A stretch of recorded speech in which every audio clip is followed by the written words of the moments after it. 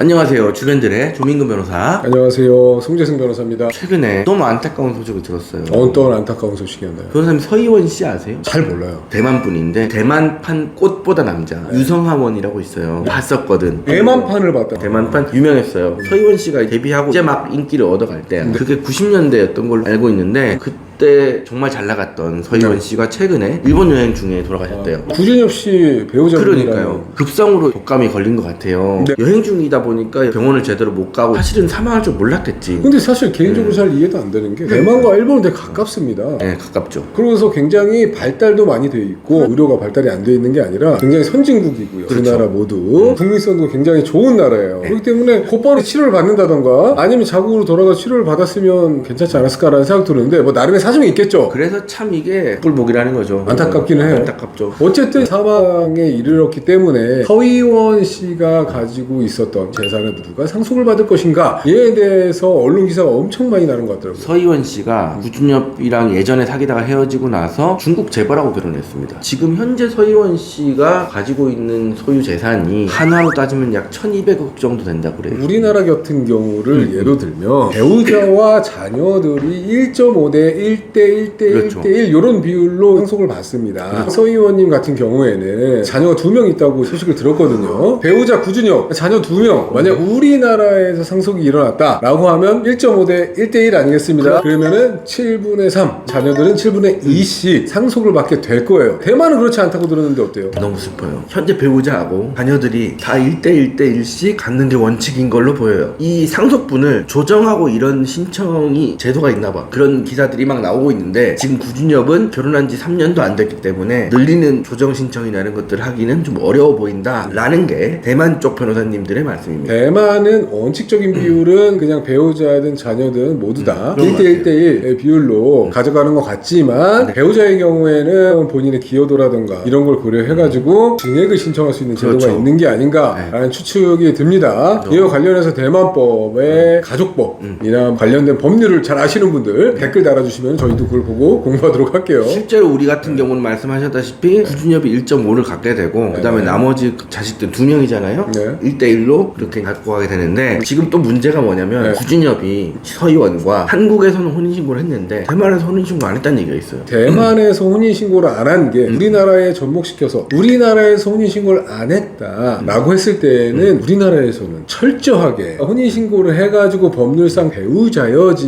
배우자여야지만 상속을 받게 됩니다. 혼인신고를 안 해놨다라고 하면 우리나라 같은 경우에는 상속을 전혀 받지를 못하게 되죠. 두 사람이 헤어진 것도 아니기 때문에 사실혼 관계에 있다가 이혼을 해도 재산분할 청구는 인정되지만 사실혼 관계에 있다가 한 명이 사망해도 네. 상속은 못 받아요. 상속을 못 받는다는 게 문제긴 해요. 이럴 때 서희원이 혹시라도 유언장을 작성해놨냐 이게 이제 문제가 될 텐데 사실은 그 가능성은 좀 희박한 걸로 보이는 게 구준엽으로 돌아갈 만한 재산을 유언했을 가능성은 매우 적죠. 왜냐하면 구준엽 씨하고 결혼한 지 얼마 안 됐고 서희원 씨는 사실 그 나이에 돌아가실 거라고 생각하지 못했을 거니까 그럴 가능성이 그렇죠. 높죠. 뿐만 아니라 서희원 씨 같은 경우에는 실제로는 네. 구준엽과 서희원은 대만에서 혼인신고도 해놨다고 해요. 저도 그렇게 알고 있어요. 기사에서는 그렇게 뜨는 것 같아요. 대만에서 혼인신고 안 해놨다라는 이제 허위 뉴스가 이렇게 떠도는데 실제로는 대만에서 혼인신고를 맞춰놨다라는 기사가 이제 대세인 걸로 보이기 때문에 아마 법률상 배우자로서 상속을 받는 데는 큰 지장이 없지 않을까라는 생각이 들어요. 다만 이제 비율만 한국하고 조금 다른 문제가 있을 수 있겠죠. 서희원이 남겨놓은 두 자식 얘네들의 양육권 어떻게 될 거냐 이것도 사실 되게 문제가 되는데 문제가 될 수 있어요. 네. 만약 구준엽이 실제로 친자는 아니지만 친형자 입양을 해놨다고 하면 그럼 얘기가 달라지죠. 그런 법률적인 절차를 거치지 않은 것으로 언론에서는 나오고 있기 때문에 자녀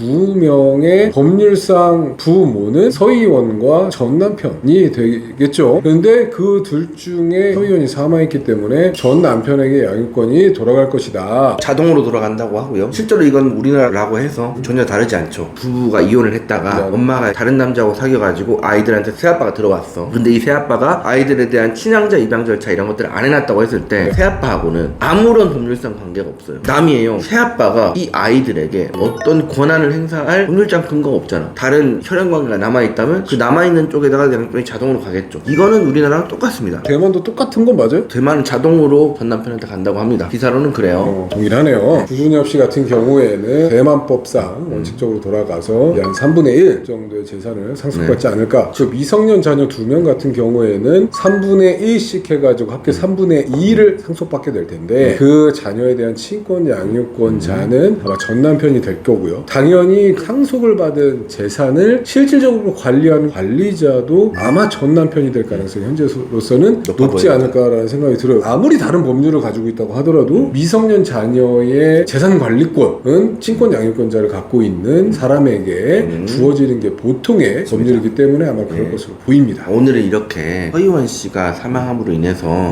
구준엽 씨에게 발생할 수 있는 법률상 문제들에 대해서 좀 알아봤는데요. 대만도 굉장히 발전한 나라고 하다 보니까 우리나라하고 가족법 체계가 크게 다르지 않아요. 대만 안 가보셨잖아요. 대만 저는 가보진 않았습니다. 저는 가봤잖아요. 그래서요. 구준엽님께서 마음을 빨리 추스르시고 정상적인 생활을 회복할 수 있으시기를 바랍니다. 재산 상속이라던가 양육 관련해서도 궁금한 게 있으시면은 편하게 댓글 달아주시면 좋을 것 같습니다. 오늘 참 여기까지 하도록 할게요. 구독과 좋아요 눌러주세요.